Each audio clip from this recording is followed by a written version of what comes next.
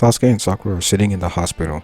Sasuke was training hard the previous day and needed rest. The scene with his flashback and her cutting apples is the same, except Sasuke remembers how Naruto played the biggest role in defeating Gaara. Sasuke smacking the plate to the sound floor remains the same. Kakashi and Guy receiving the mission birds to Naruto's excitement is the same. Naruto walks in on Sakura and Sasuke, and the rest up to the fight is the same. In Naruto and Sasuke's fight, Naruto only makes 10 clones. Everything until Sakura tries to stop Sasuke is the same. For the first time, Sakura verbally admits that she has feelings for Sasuke. The rest of the scene is the same. While the team is heading out, Sakura doesn't have a flashback. When Naruto is chasing Kimimaro, he doesn't start to transform. Everything up until then is the same. Against Kimimaro, Naruto only makes 10 clones. When he charges in, the chakra cloak appears. When Lee is fighting Kimimaro, Drunk Lee forces him to activate stage 1 of Curse Mark. When Lee opens the first gate, he stops like in the original, but then he opens 2 more gates, entering the Gate of Life. Lee is able to force Kimimaro in the air, and he begins Hidden Lotus, but is interrupted before the final blow by his opponent entering stage 2 and cutting him off. Lee falls and is unable to keep his gates opened. Kiba is shown hiding, and the rest is the same, with the Sand Ninja coming to the rescue. Throughout this fight with Gaara, Kimimaro is in stage 2. When Gaara activates the Shukaku's shield, he has entered the initial Jinchuriki form. In Naruto and Sasuke's battle, Sasuke notes that Naruto's version 1 cloak looks the same as Gaara's. Everything until the end of the arc remains the same. The Kakashi Gaiden arc is the same, but with one difference. Kakashi's saber doesn't break against the Iwa ninja, it only flies out of his hand. After the time skip, Sasuke is standing with many ninja lying at his feet. Many of the character designs are different after time skip. This arc starts off like the Itachi pursuit mission. Orochimaru compliments Sasuke, saying that he's broken his limit, something that he's never done before. Orochimaru explains that people have a set amount of chakra reserves and that no amount of training could increase it. But Sasuke has done the impossible and broken his limits, giving him a vast amount of chakra. Orochimaru tells Sasuke that he can't be so merciful, and the scene continues as usual. Orochimaru is lying in bed and Kabuto tells him that he's approaching his limit. The scene continues like in the original, with Sasuke and Orochimaru fighting. When Orochimaru is absorbing Sasuke, he has a flashback of getting into a fight with Itachi in an attempt to steal his body. The fight is cut short by other team members, and the former is kicked out of the Akatsuki for his actions. The scene ends with Sasuke walking away from Kabuto. Sasuke's meeting with Suigetsu is the same. When Team Hebi goes to Soraku for Nekoba, they see 3 orphans. Jugo talks to them and learns that their names are Rokuo, Yonro, and Gota. He offers them some food before leaving with Hebi. Sasuke's story remains the same until he states the goal of killing Itachi to Hebi. Sasuke's battle goes exactly the same, with the additional scenes from the anime, until Deidara's Clay Snake plan fails. Deidara's Clay is not a Kekkei Genkai, but a unique spin-off on the Earth style. Additionally, whenever Sasuke uses Chidori and Curse Mark, it's black, like at the end of part 1. When Deidara states that he'll kill Sasuke, Team Hebi arrives on the scene, prepared to kill the Akatsuki member. Tobi shows up and uses a strange jutsu that allows him and his partner to disappear. Everything with Team Hebi remains the same afterwards. The scene with Tobi and Pain also stays. Team Hebi doesn't have to run away since they aren't being followed. Naruto and Jiraiya return to Konoha. The start of the arc is the same. When Naruto is about to use his new sexy jutsu, Sakura only yells at him rather than using violence. Kakashi doesn't do the bell test and instead tells him to relax. The next day, Naruto wants to get ramen, but Kakashi leaves to submit a list of the team formation. The story until Gaara's fight with Deidara is the same. Against the Akatsuki member, Gaara enters initial Jinchuriki form, but the rest is the same. When Naruto refuses Tsunade's mission, Sakura doesn't attack him and instead berates him. The next difference is the fight between Team Guy and Kisame. Instead of using an air palm, Neji uses an actual palm strike to knock Kisame away. When Kakashi engages Itachi, he uses his chakra saber to fight.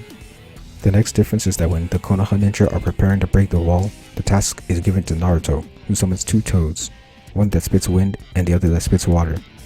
He has 2 toads combine their jutsu to create a powerful water stream that breaks the wall. The battle against Sasori is also different.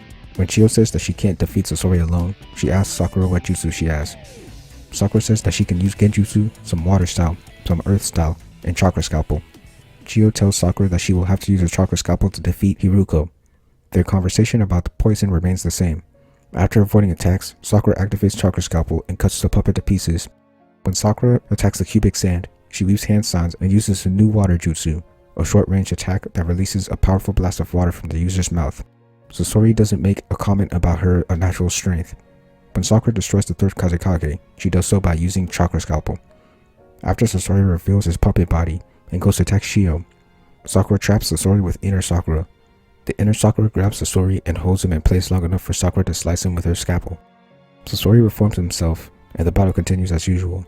Sakura uses scalpels against the 100 puppets instead of her fists. Everything until the end remains the same. The arc ends with Danzo and Sai. Meanwhile, Team Hebi split up and find any leads for Itachi. The story is the same with the exception of the Deidara fight. Hebi regroups and rests, having the conversation from the original. Jugo has gotten leads, and the storyline is similar, except Karin doesn't have Sasuke's old clothes. Sasuke arrives at the lair and meets Itachi and kills the clone, like in the original.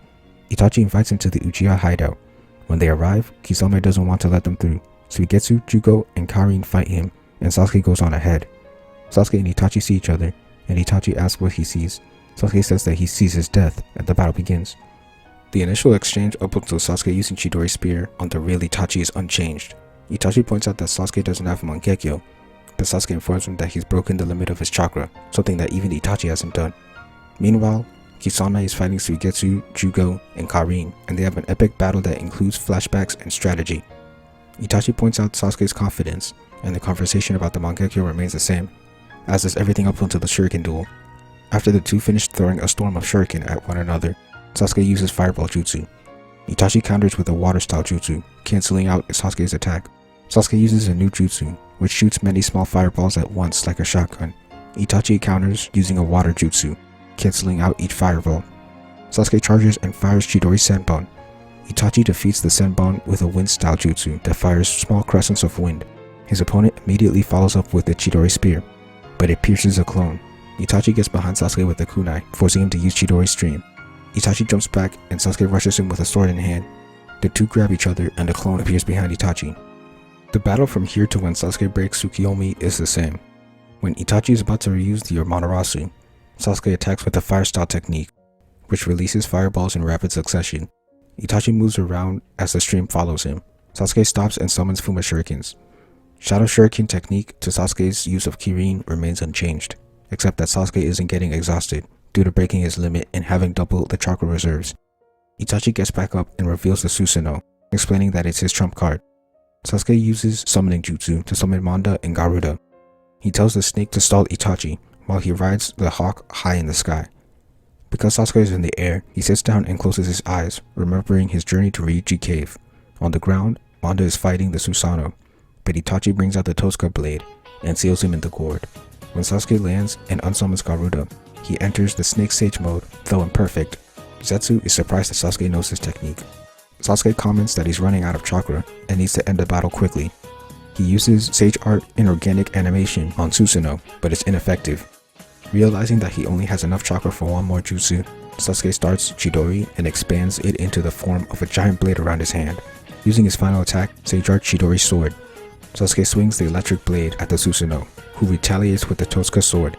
The two clash, but the sword seals the lightning jutsu. Sasuke runs out of chakra, making his jutsu and the Sage mode disappear. As Itachi walks towards Sasuke, Zetsu comments on how Susanoo carries a lot of risk, as it takes up a lot of chakra and significantly decreases the user's health. Sasuke throwing kunai bombs until the end of the fight remains unchanged. After the fight, Team Hebi comes to pick up Sasuke.